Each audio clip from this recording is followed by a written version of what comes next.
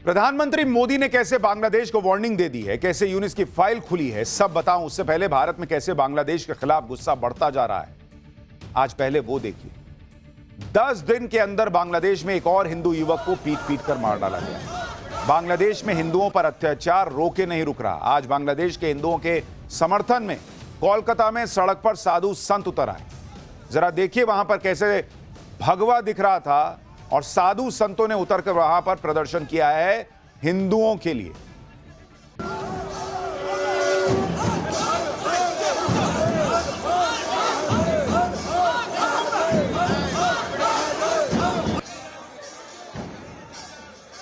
साधु संतों के साथ बीजेपी नेता शुवेंदु अधिकारी थे, जिन्होंने कोलकाता में बांग्लादेश हाई डिप्टी कमीशन के दफ्तर तक मार्च निकाला। शुवेंदु अधिकारी ने मार्च निकालते हुए कहा कि वो आज बांग्लादेश के डिप्टी हाई कमीशन के लोगों से मिलकर ही जाएंगे, नहीं तो 5 लाख साधु यहीं धरने पर बैठ जाएं। सुनिए बीजेपी नेता ने क्या कहा। 1000 साधु मठ मंदिर से निकल के आया है। ये दीपू दास जो होता हुआ उसका खिलाफ, और बांग्लादेश में डेली हिंदू निर्यातन बंद करो। आज डिप्टी हाई कमिश्नर मिल 4 दिन से लड़ाई चल रहा है। मिलने के लिए उन्होंने बताया हम लोग, मैं और 5 साधु अंदर जाऊंगा, बात करके आऊंगा, नहीं तो जो गंगासागर मेला में यहाँ 5 लाख साधु आएगा, सब साधु यहाँ आकर बैठ जाएगा। बीजेपी नेता कह रहे हैं 5 लाख साधु संत बैठ जाएंगे बांग्लादेश के हिंदुओं के समर्थन में, कि हिंदुओं के साथ बांग्लादेश में जो हो रहा है उसको बंद करो। शुवेंदु अधिकारी की वार्निंग के बाद बांग्लादेश के डिप्टी हाई कमिश्नर के दफ्तर के दरवाजे तक खुल गए। शुवेंदु अधिकारी ने बांग्लादेश के अधिकारियों से मुलाकात की, उनके सामने दीपू दास की हत्या का मुद्दा उठाया।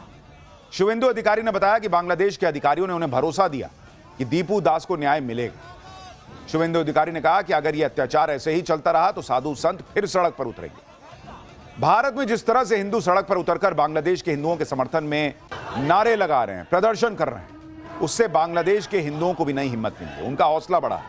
ढाका में हिंदू संगठनों ने सड़क पर उतरकर अपनी आवाज उठाई है। बांग्लादेश के हिंदुओं को धीरे धीरे यह समझ आ रहा है कि एक हैं तो सेफ हैं।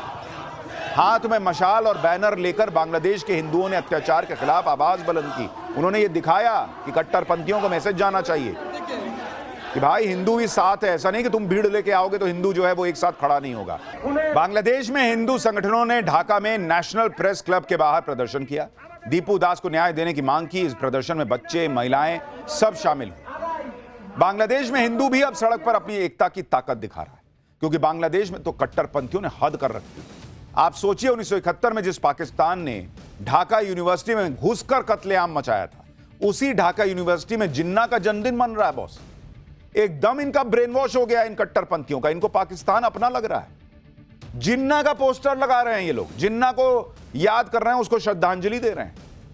मोहम्मद यूनिस के राज में कट्टरपंथियों की ऐसी ज़ॉम्बी फौज खड़ी हो गई है जो बेकाबू होती जा रही है, एकदम ज़ॉम्बी जैसा कर रहे हैं। ये लोग हिंदुओं से इतनी नफरत पाल कर बैठे कि हिंदू नाम वाली मधुर कैंटीन को निशाना बना दिया। कैसे कट्टरपंथी कैंटीन में बिना डरे तोड़फोड़ कर रहा है, उसका वीडियो मैंने आपको दिखाया था। कैंटीन में मुक्ति वाहिनी के क्रांतिकारी 1971 में पाकिस्तान से अत्याचारों से आजाद होने की प्लानिंग किया करते थे। बांग्लादेश में कट्टरपंथियों की भीड़ ने आज भी भारत के खिलाफ जहर उगला है। बॉस, आज उस्मान हादी के समर्थकों ने जुमे की नमाज के बाद बड़ा प्रदर्शन किया। ये लोग सड़क पर मार्च करने लगे। ढाका की सबसे बिजी रोड में से एक रोड पर ये लोग धरने पर बैठ गए।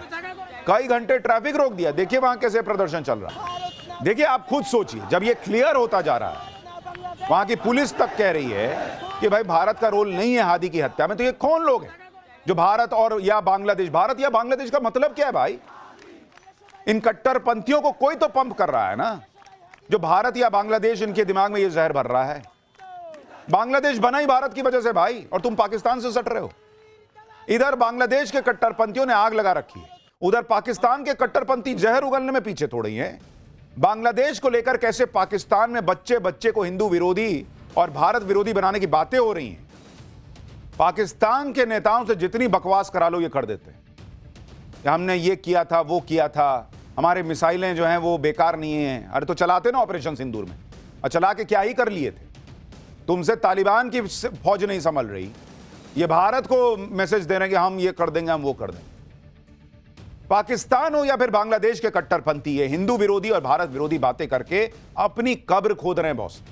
क्योंकि अगर ये लोग ऑपरेशन सिंदूर भूल गए तो नरेंद्र मोदी अगली तैयारी किए बैठे। आज पीएम मोदी ने बांग्लादेश को आखिरी वार्निंग भी दे दी है और मोहम्मद यूनुस को बता दिया गया है कि अभी भी वक्त है, संभल जाओ, कट्टरपंथियों को कंट्रोल करो, हिंदुओं को सुरक्षित करो, निष्पक्ष चुनाव कराओ। पीएम मोदी ने मोहम्मद यूनुस को यह मैसेज भिजवा दिया है कि उसके राज में हिंदुओं पर जो हमले हुए हैं उस पर भारत ने आंखें नहीं बंद की हुई, बल्कि यूनुस राज में हुए हिंसा की पूरी फाइल तैयार की गई है। मोहम्मद यूनुस इससे बच नहीं सकता। भारत ने मोहम्मद यूनुस के राज में जो हिंसा हो रही है उसका डेटा दुनिया के सामने रखा है। भारत ने बताया कि मोहम्मद यूनुस की अंतरिम सरकार में पिछले करीब 1.5 साल में अल्पसंख्यकों के खिलाफ 2900 वारदातें हो चुकी हैं। इसमें हत्या, आगजनी, जमीन हड़पने से जुड़ी घटनाएं शामिल हैं। भारत ने साफ कहा है कि बांग्लादेश इन घटनाओं को मीडिया की गलत रिपोर्टिंग या राजनीतिक हिंसा कहकर खारिज नहीं कर सकता। विदेश मंत्रालय की तरफ से कहा गया है कि भारत की बांग्लादेश के हालात पर पूरी नजर है। भारत लोकतांत्रिक तरीके से बांग्लादेश में चुनाव के पक्ष में है। भारत बांग्लादेश में स्वतंत्र, निष्पक्ष और समावेशी चुनाव का समर्थन करता है। इसके अलावा भारत ने बांग्लादेश को दीपू दास की हत्या पर वार्निंग भी दे दी कि मोहम्मद यूनुस की सरकार जल्द से जल्द दोषियों को सजा दिलाए। सुनिए विदेश मंत्रालय ने बांग्लादेश को लेकर आज क्या कहा। The unremitting hostility against minorities in Bangladesh, including Hindus, Christians and Buddhists at the hands of extremists is a matter of grave concern. We condemn the recent gruesome killing of a Hindu youth in Mymensingh and expect that the perpetrators of the crime would be brought to justice. यानी भारत दुनिया को बता रहा है कि पाकिस्तान तो 2 कौड़ी का है ही, उससे कटकर बना बांग्लादेश भी अब वैसी ही हरकतें कर रहा है और वहां अल्पसंख्यक सुरक्षित नहीं है जिसमें ज्यादातर हिंदू हैं। इधर नरेंद्र मोदी ने बांग्लादेश को डिप्लोमेटिक तरीके से वार्निंग दे दी।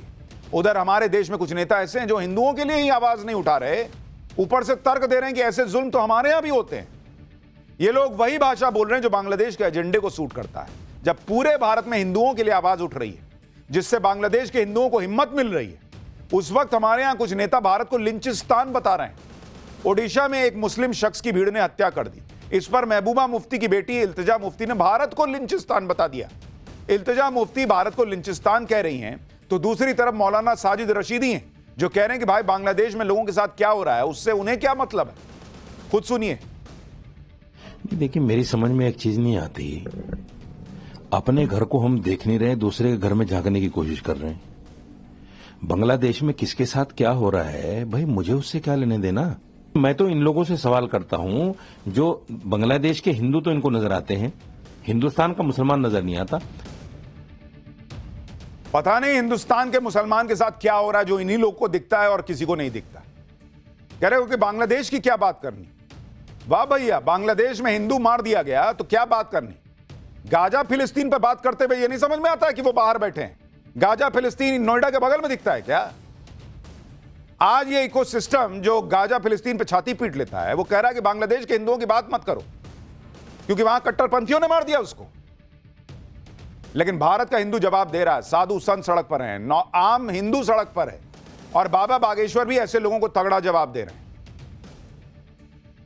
हम भारत में केवल एक संदेशा देना चाहते हैं कि यदि बांग्लादेश जैसी स्थिति आप अपने भारत में नहीं देखना चाहते, यही समय है, सही समय है। अभी नहीं तो कभी नहीं। यदि हिंदू एक आज नहीं हुआ, हिंदू एकजुट नहीं हुआ, तो वो दिन दूर नहीं जब भारत के और छत्तीसगढ़ के चौराहों पर ऐसा जो बांग्लादेश में हुआ वो देखा ना जाए।